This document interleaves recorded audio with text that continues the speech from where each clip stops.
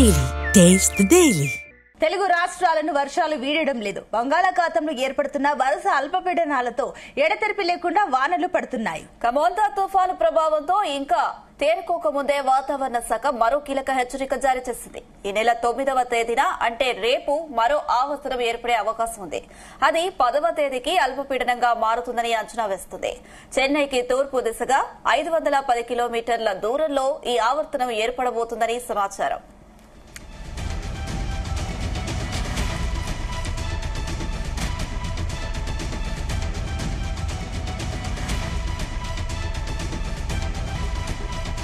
ఇదే అంశానికి సంబంధించి మరిన్ని డీటెయిల్స్ మా కరెస్పాండెంట్ నాగేశ్వరరావు అందిస్తారు. నాగేశ్వరరావు,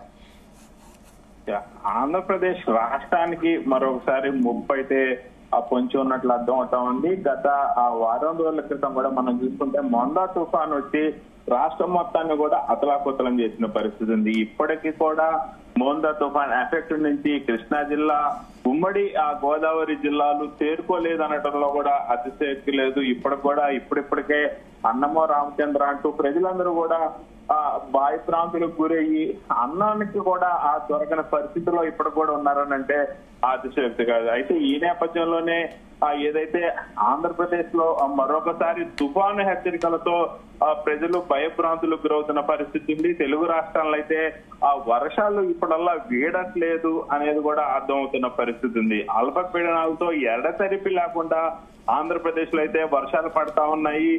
గత కొన్ని సంవత్సరాలుగా కూడా ఇన్ని వర్షాలు ఆంధ్రప్రదేశ్ లో పడిన దాఖలాలు, కానీ 2025 మొదలు నుంచి ఇప్పటిదాకా అనేక వర్షాలు, ఎండాకాలంలో ఎండలు భయంకరంగా ఎండలు కురిశాయి. వర్షాకాలం వచ్చినా సరే వానలు రావాల్సిన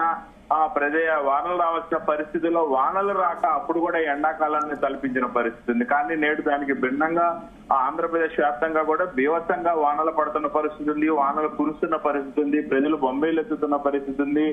దీనికి సంబంధించి గత సంవత్సరం రైతులకి కొంత మేరకు కొన్ని రకాల వైరస్లు వచ్చి పంటలు దెబ్బతిన్న పరిస్థితి ఉంది. ఈ సంవత్సరం అధిక వర్షాలతో రైతులు దెబ్బతింటున్న పరిస్థితి ఉంది.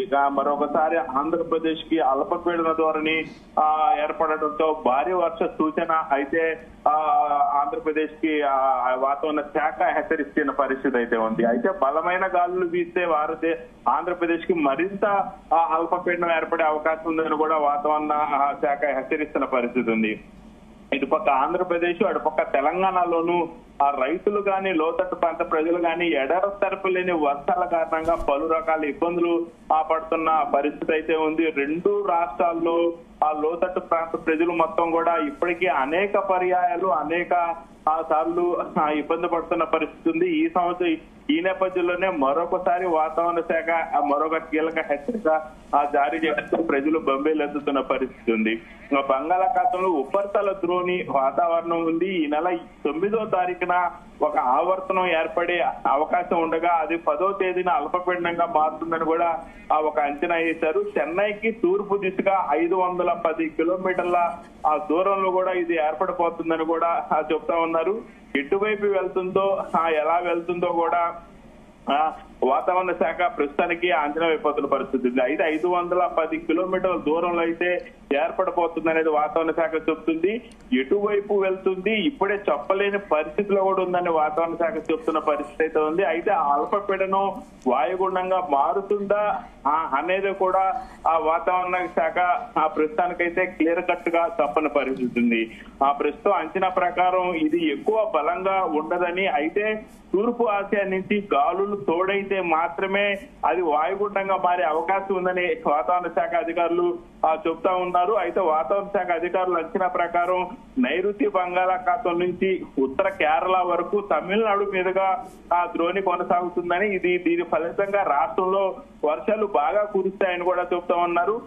ఈ నేపథ్యంలోనే ద్రోణి కారణంగా తెలుగు రాష్ట్రాలైన ఆంధ్రప్రదేశ్, తెలంగాణ పలు ప్రాంతాల్లో శనివారం భారీగా వర్షాలు పడే అవకాశం ఉందని కూడా వాతావరణ శాఖ చూస్తుంది.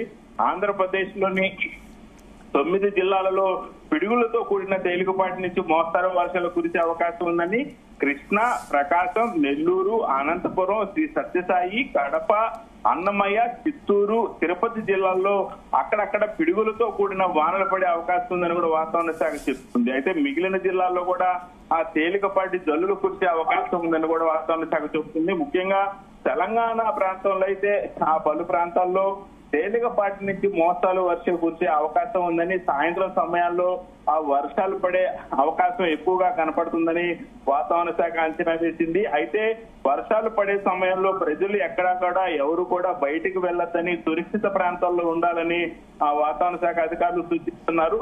అలాగే శాటిలైట్ లైవ్ నావిగేషన్ ప్రకారం ఇవాళ ఆంధ్రప్రదేశ్, తెలంగాణలో పగలు పూర్తిగా ఆ ఎండ వాతావరణం నెలకొని ఉంటుందని, కేవలం కొన్ని ప్రాంతాల్లో మాత్రమే తేలికపాటి జల్లులాగా వర్షం పడే అవకాశం ఉందని కూడా ఆ వాతావరణ శాఖ చెబుతుంది. అయితే ఆ పగలు పూట మాత్రం ఆంధ్రప్రదేశ్ కానీ తెలంగాణలో కానీ వేడి ఎక్కువగా ఉండి, నైట్ పూట మాత్రం ఆ చలి వాతావరణం ఉంటుందని వాతావరణ శాఖ అయితే హెచ్చరిస్తున్న పరిస్థితి అయితే ఉంది. Right Nageswara Rao, thank you.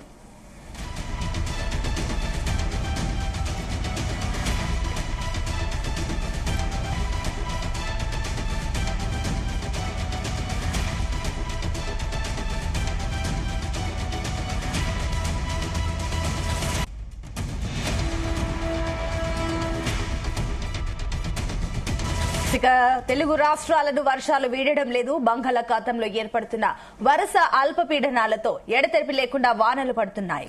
కమోంతా తుఫాను ప్రభావంతో ఇంకా తేరుకోక ముందే వాతావరణ శాఖ మరో కీలక హెచ్చరిక జారీ చేసింది. ఈ నెల 9వ తేదీన అంటే రేపు మరో ఆవర్తనం ఏర్పడే అవకాశం ఉంది. అది 10వ తేదీకి అల్పపీడనంగా మారుతుందని అంచనా వేస్తుంది. చెన్నైకి తూర్పు దిశగా 510 కిలోమీటర్ల దూరంలో ఈ ఆవర్తనం ఏర్పడబోతుందని సమాచారం. అది ఎటువైపు వెళ్తుందో ఇప్పుడే చెప్పలేమని వాతావరణ శాఖ అధికారులు తెలిపారు. దీనికి తూర్పు ఆసియా నుంచి గాలులు తోడైతే వాయుగుండంగా మారే అవకాశాలు ఎక్కువగా ఉన్నట్లు వాతావరణ శాఖ అధికారులు అంచనా వేస్తున్నారు.